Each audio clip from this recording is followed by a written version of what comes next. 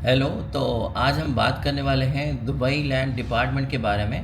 Dubai land department एक authority है Dubai government की। ये एक एग्जीक्यूटिव काउंसिल है जो कुछ साल पहले ये इस्टेब्लिश हुई है।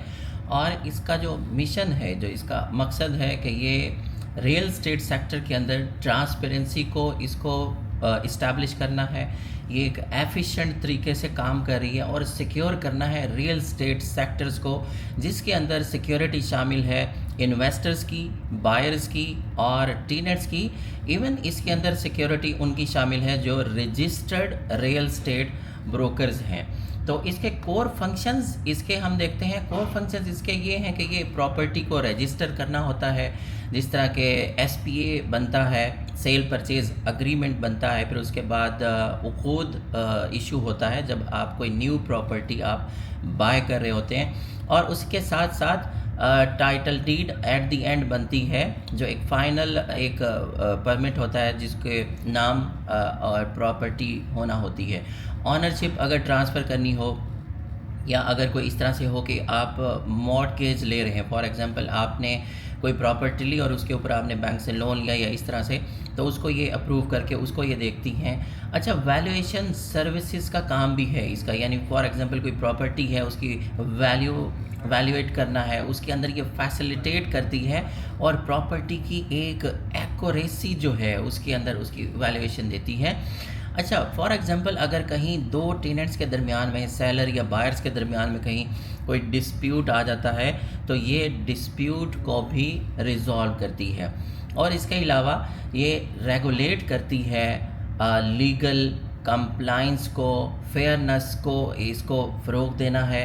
और रियल स्टेट रेगुलेटरी एजेंसी जो है, जिसे हम रीरा कहते हैं, जो ब्रोकर्स होते हैं ये काम करती हैं, उनको भी देखती है। और इसके साथ साथ ये इसके और भी बहुत सारे फंक्शंस हैं, जिस तरह के इनोवेटिव प्लेटफॉर्म्स एंड सर्विसेज हैं, जिस तरह से इन्होंने दुबई रेस्ट ऐप है और दुबई नाउ के नाम से है इनकी। उसके अंदर ये आप ऑनलाइन भी सर्विसेज ले सकते हैं, आप रजिस्टर कर सकते हैं, अपने इजारे रजिस्टर कर सकते हैं, अपने जो भी हैं, बजाय इसके कि आप ऑफिस विज़िट करें, ये इन एप्लीकेशन से आप कर सकते हैं।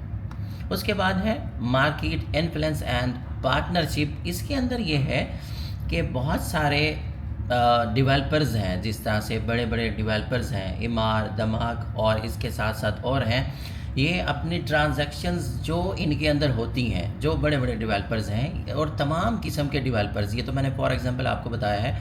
यहाँ जो भी ट्रांजैक्शंस होती हैं, खा आप प्रॉपर्टी को बाय कर रहे हों या आप प्रॉपर्टी सेल कर रहे होते हैं या आप अपनी प्रॉपर्टी को रेंट कर रहे होते हैं, तो उसकी जो प्योर और एक्यूरेट वैल्यू होती है ट्रांजैक्शंस की, ये वो भी हमें बताती है।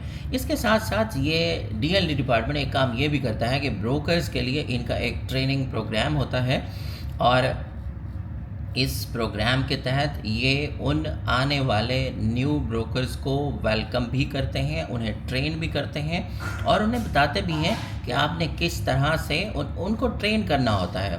क्योंकि यहाँ पे आपको पता है कि यूएई के अंदर आलमोस्ट 193 कंट्रीज़ के जो पीपल हैं, तो यहाँ पे है एक हर तरह के यहाँ पे कल्चर पाया जाता है। ऑल ओवर द वर्ल्ड लोग यहाँ पे आते हैं, डिफरेंट कल्चर से, डिफरेंट बैकग्राउंड से।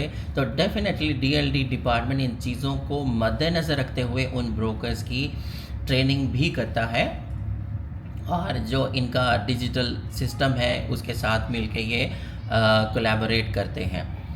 इनके बहुत ज़्यादा इमर्जिंग इनिशिएटिव भी हैं डीएलडी डिपार्टमेंट के, जिस तरह के इन्होंने टोकनाइज्ड रियल स्टेट पायलट एक इन्होंने लॉन्च किया था, जो प्रिपको मिंट के नाम से है। ये एक first real estate tokenisation platform था for the fractional ownership of Dubai properties but only to UAE ID holders during pilot. इस प्रोजेक्ट के तहत इन्होंने किया था। और इसी तरह से दुबई लैंड, आपको मैं ये साथ साथ बताता चलूँ कि यहाँ पे दो तरह की लैंड है, एक फ्री होल्ड है और एक लीज होल्ड लैंड है।